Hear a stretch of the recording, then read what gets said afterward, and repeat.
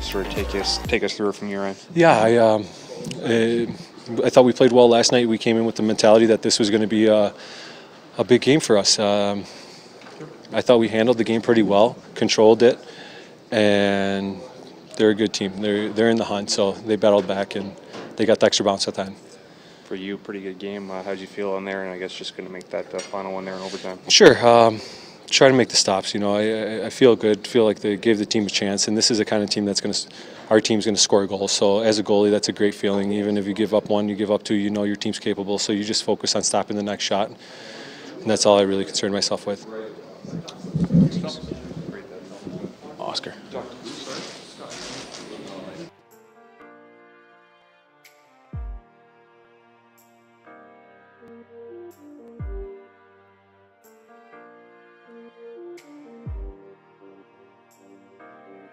See why you want to keep playing and helping your team until the last possible moment.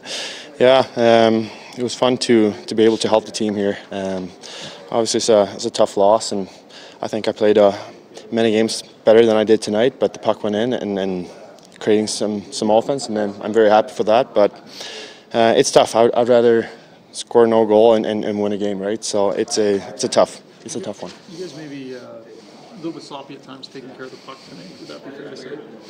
Yeah, and San Jose is a very, very good team to take advantage of it too.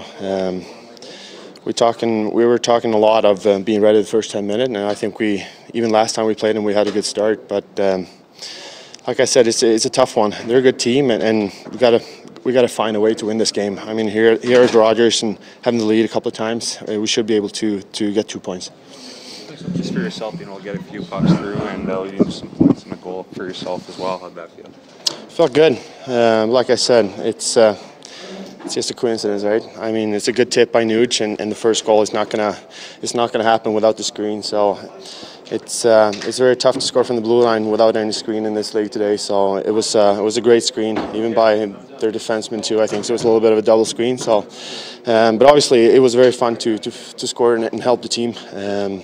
But like I said, it was a tough one. We would like to have 2 points tonight.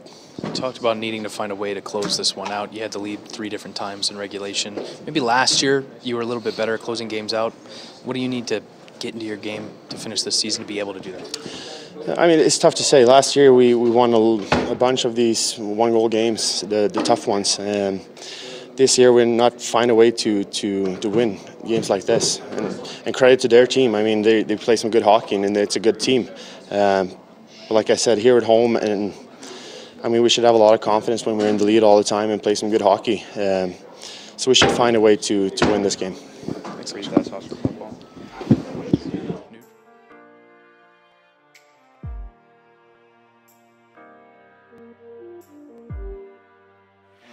I mean, when I get a chance, I should be able to, and I mean, Pontus can fire the biscuit too. So if we find him in the right spot, he's going to put it in. So I think we have a good mix right now. I mean, me and Connor, I think maybe we're not just shooters, just goal scorers, but we, like I said before, we just kind of read each other well.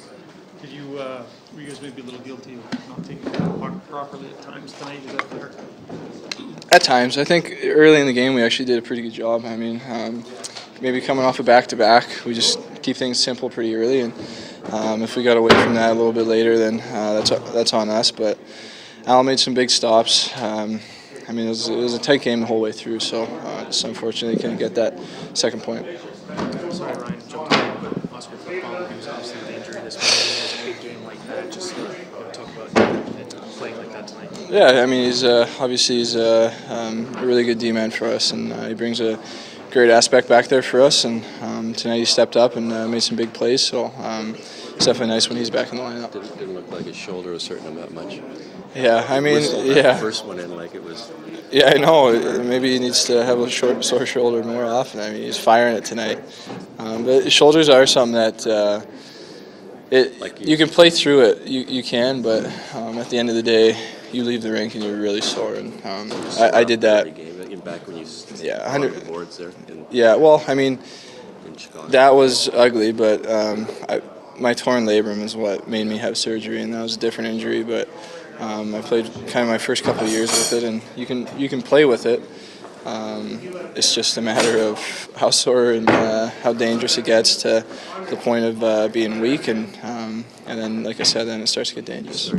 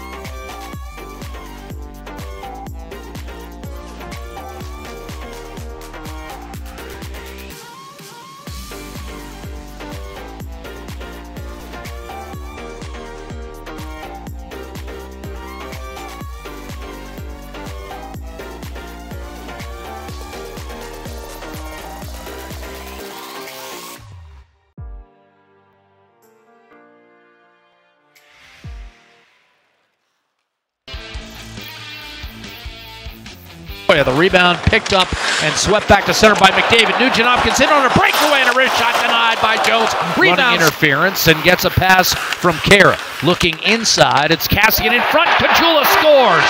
Top right corner, San Jose gets.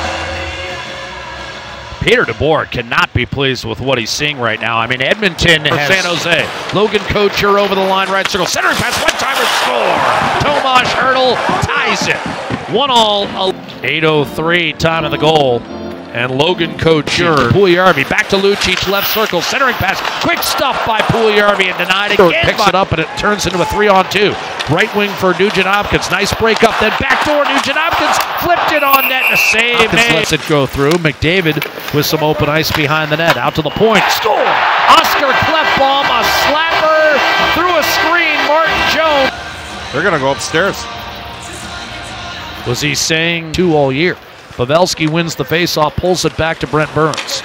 Dish is off, waiting and shooting and scoring, and it's Logan Couture. Slapper from Klefbom, and then just it's an unforced. Hopkins, McDavid, and Aber. McDavid picks it up along the end boards, out to Klefbom, scores again. Might have been a tip in front for Nugent. And it just hasn't happened enough this year. Nugent Hopkins with the net front presence, and he got the stick down and the deflection redirection into Lynette. Time 1:26. Campers his way through center, hits the Oiler line to Donskoy in tight, and a save made by Montoya with a left pad. 3-2 for Edmonton. Off the draw, ripped up the right-hand side, blocked by a slightly hobbled Russell. Now a shot, score! Brendan Dillon ties the game. I'm not sure Montoya ever saw it, and Dillon was the guy who made change, and the Sharks. Dillon gets it back to the point. Dreisaitl's unable to block the shot. And 1-goal games decided in regulation, partner, but they're 11. He'll drive in from the right-hand side around Pavelski to the net. Strome, a wrist shot denied by Martin Jones. Draisaitl getting muscled off by Hertl. Great play by Tomas Hertl. He'll drop it off. Open man, Couture. Hertl, one-timer score! And San Jose wins in overtime, 4-3.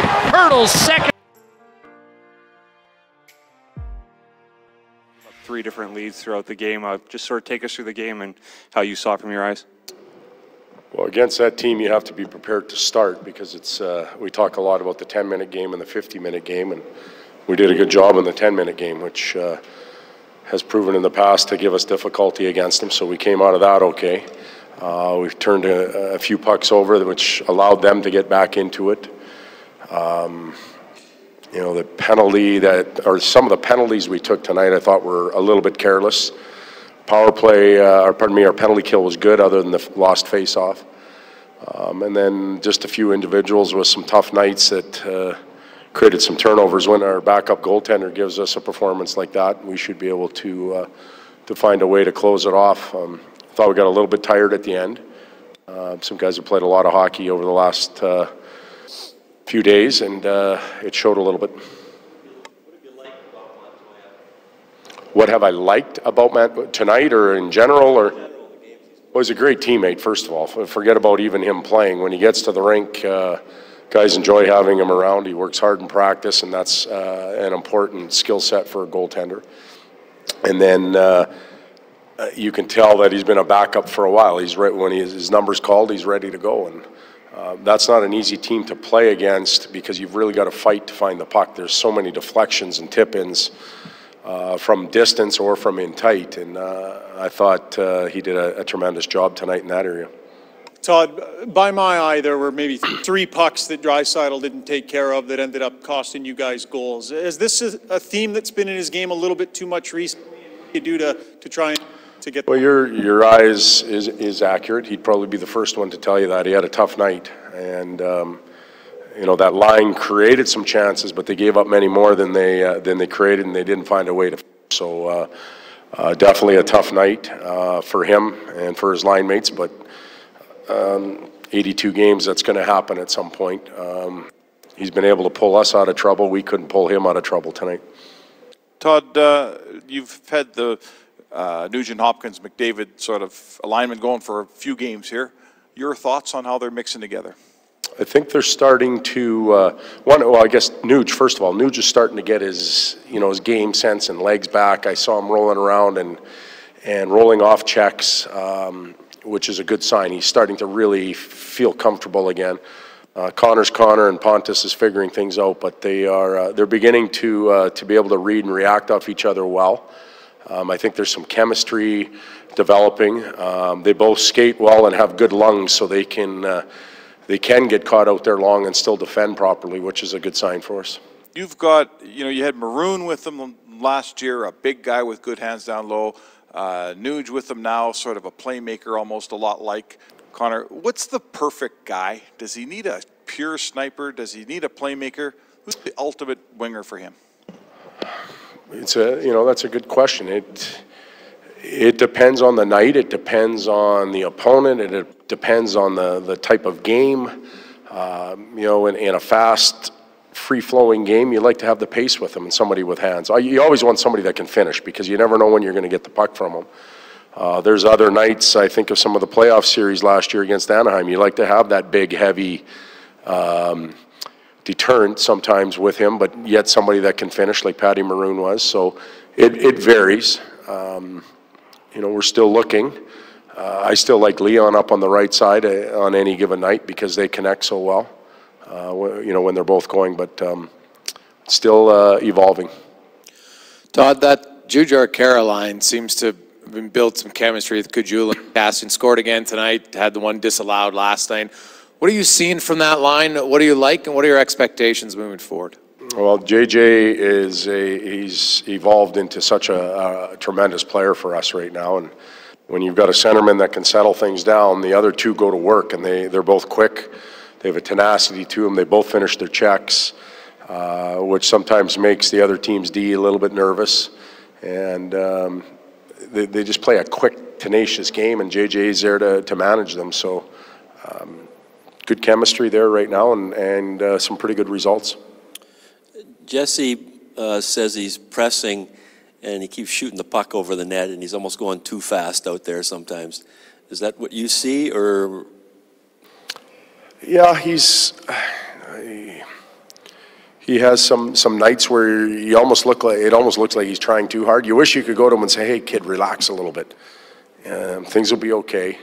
Puck will go in the net, just relax and shoot it." And he shoots with all his might. He puts everything he has into each and every shift, and we appreciate that. And but at times you just relax a little bit. You've done it a million times. You've shot that puck. You've retrieved pucks.